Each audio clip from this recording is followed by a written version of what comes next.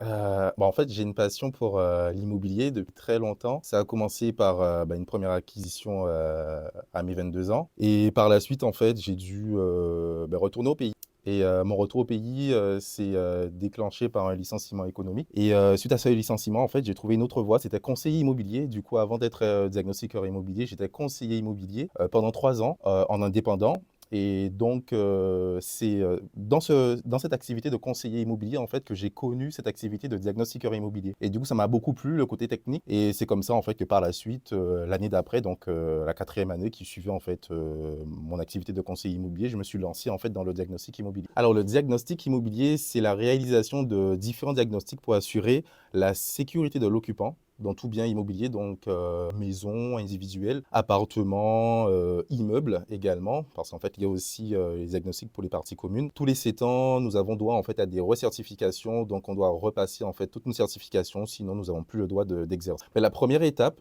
du contrôle, du diagnostic, c'est déjà le devis. Le devis pour établir en fait les différents diagnostics à réaliser pour le bien en question, car en fonction des caractéristiques du bien, donc l'année de construction, la superficie, etc., on va proposer des diagnostics ou pas.